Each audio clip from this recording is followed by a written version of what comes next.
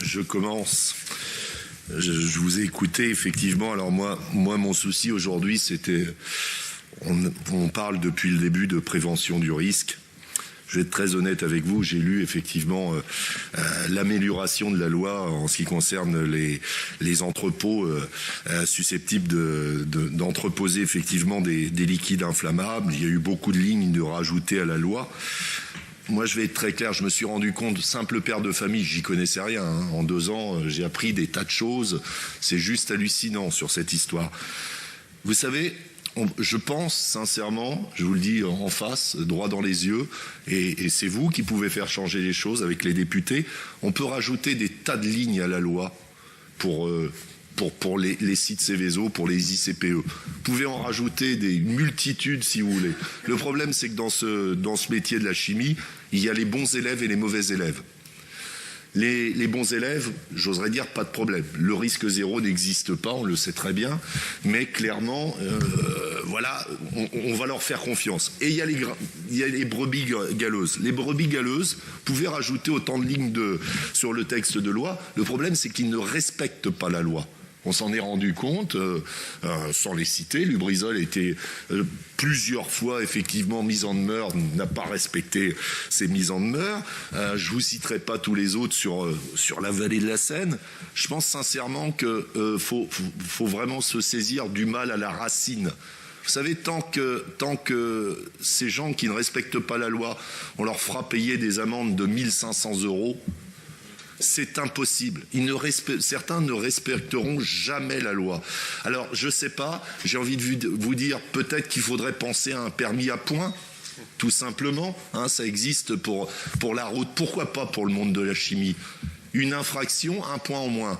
Une mise en demeure non respectée, 3 points en moins. Au bout de 12 points, fermeture administrative jusqu'à ce que les travaux soient faits. Et là, je peux vous dire que les travaux, ils vont les faire. Là, je peux vous dire qu'ils mettront les gens en sécurité. Mais tant qu'on agira avec des amendes de 1 500 €, Lubrizol a encore été le cas, a été condamné à Rouen pour les nuisances olfactives à 1 500 €. Une entreprise qui fait 1 milliard de chiffre d'affaires à Rouen par an. Qu'est-ce qu'ils en ont à faire? Je prends le cas aussi à Saint-Nazaire de Yara, qui a été condamné en début d'année à 22 000 €. Yara à Saint-Nazaire pollue depuis plus de 10 ans. Certains jours, ils rejettent dans la Loire, en une journée, leur quota annuel. 22 800 € en début d'année, ils viennent d'être recondamnés à 61 000 €. Ils font, je crois qu'Yara, à travers le monde, fait 11 milliards de chiffre d'affaires. Mais ils payent, ils s'en foutent. Tant qu'on n'aura pas compris ça, on n'ira nulle part. Il n'y aura pas de culture du risque. On brassera du vent. Et je l'ai dit à Barbara Pompili, un jour, on fera tous 3 jours de deuil national, parce qu'un jour ou l'autre, ça va répéter. Et on a eu de la chance à Rouen, effectivement. Il n'y a pas eu de décès, mais je peux vous dire qu'un jour, on fera le deuil national. Tel qu'on est parti, c'est juste obligé. Voilà, c'est surtout là-dessus. J'ai d'autres choses par rapport à ça à vous dire, mais je vais laisser la parole à mes collègues. Merci d'avoir ouvert la voie sur une réflexion que nous aurons vraiment à mener. Alors moi, je voulais parler des fonds de solidarité. L'État, juste après l'incendie, l'État est venu nous voir à Rouen. Ministres, députés sont tous passés à la télé en nous disant le pollueur sera le payeur. Aujourd'hui, on se rend compte que certains ont été indemnisés de leurs pertes, mais beaucoup n'ont pas été indemnisés à 100%. Le dossier a été confié à Lubrizol, qui a confié ça à un cabinet d'expertise Exetec, qui a jugé lui tout seul s'ils avaient le droit ou pas à être indemnisés.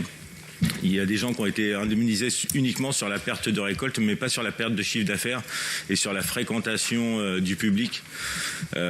Après l'incendie, beaucoup de leurs clients n'ont pas osé revenir acheter leurs produits, les produits locaux chez eux, donc ont vraiment perdu du chiffre d'affaires. Le cabinet Exetec a estimé avec le Covid que le chiffre d'affaires était remonté parce que les gens étaient revenus vers les petits producteurs, sauf qu'une fois que le confinement était terminé, les gens sont pas revenus. Donc il y a vraiment une grosse perte de chiffre d'affaires par rapport à ça. On a remboursé, par exemple, des produits bruts comme du lait. Je pense à une agricultrice qui fait des produits, des produits avec du lait d'âne pour des produits cosmétiques. On lui a remboursé son lait, mais pas les produits finis. Donc au final, elle a touché 800 € et elle a perdu 7000 €. Donc c'est pas. Donc quand on dit le pollueur-payeur, on en est loin. Et puis il y a aussi tous les particuliers dont je fais partie.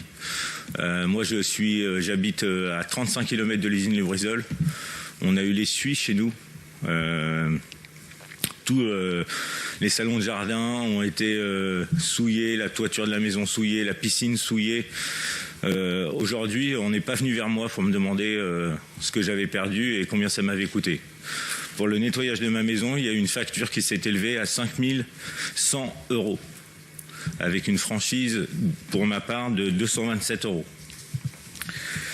Il y a eu les frais de huissier de justice pour faire constater les dégâts, qui s'élèvent aussi à 264 €. Donc tout ça, c'est des frais qui sont rentrés en ligne de compte. Moi, aujourd'hui, j'interdis mon fils de jouer sur le trampoline qui a été souillé par l'essuie de l'usine Lubrizol. Voilà. Je vous remets ce dossier pour vous prouver la bonne foi de Lubrizol. Pascal Martin et Hervé Moret avaient reçu beaucoup d'échanges. Vous verrez que ces fonds de solidarité sont à la limite du grotesque. Voilà. C'était la première fois que c'était tenté en France, à l'américaine. Lubrizol s'est acheté le silence à moindre coût du monde de l'agriculture qu'il craignait tant, parce qu'il savait que potentiellement ces gens-là allaient réclamer haut et fort. Voilà, on leur a distillé quelques milliers d'euros et au final, Lubrizol s'en sort bien, 1800 plaintes de moins et vous verrez dans ce dossier, vous verrez des incohérences complètement folles qui ont été laissées tout simplement à l'appréciation de Lubrizol et d'Exetec et de la FMSE, qui sont restés dans une ambiance totalement occulte, puisque on ne sait même pas la somme globale qui a été versée à ce jour, et aucun élu, aucun politique n'a réussi à savoir quelle était cette somme. Scandaleux. Je vais faire court. Sur la culture du risque. Déjà, on s'est rendu compte, Bruno, notre président, en a parlé, les particuliers sont passés complètement à côté. L'état de catastrophe industrielle. Il faut qu'il y ait 500 maisons ou appartements détruits. Ça a été calqué sur AZF. Des morts, des blessés. Depuis 2 ans, la pollution ne rentrait pas en compte dans cet état de catastrophe technologique. Donc là, je vous le dis clairement, il y a une loi à revoir. Une pollution fait des dégâts. Donc voilà, ça c'est juste à méditer. Ça fait 2 ans, elle devrait déjà être revue. La loi Bachelot, on en parlait tout à l'heure. 16 000 logements avaient été effectivement pointés du doigt autour de sites Céveso eau. J'ai entendu ça il y a quelques jours, ça m'a choqué complètement.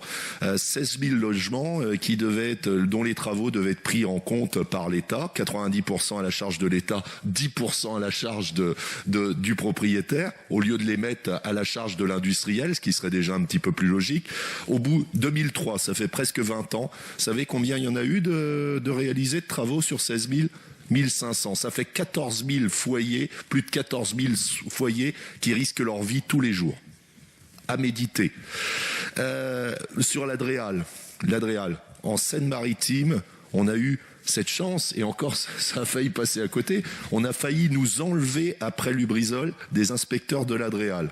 On nous en a rajouté un pour faire 50% de contrôle en plus. Donc ça veut dire qu'ils vont faire les 50% de contrôle en plus. Ça veut dire que potentiellement, pour faire ces 50% de contrôle en plus, ils vont négliger ce qu'ils faisaient avant. Forcément, c'est mathématique. Voilà. Pour en finir, alors sur les agriculteurs, il y aurait tellement à dire. Alors déjà, je vous rappelle quand même, on l'a scandé, on l'a dit à Pierre-André Durand des tas de fois.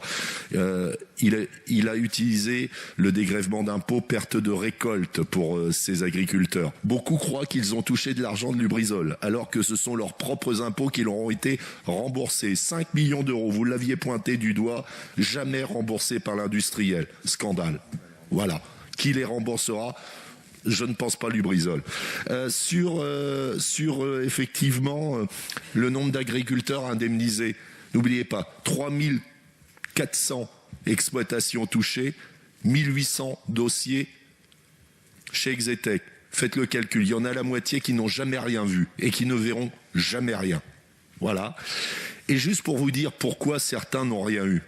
Je faisais une prestation chez un agriculteur pour un mariage il y a une quinzaine de jours de ça. Il élève des poulets de pleine terre. Ils sont dans les champs et tout. Et puis il me demande, Christophe, on suit tout ce que tu fais. T'en es où ?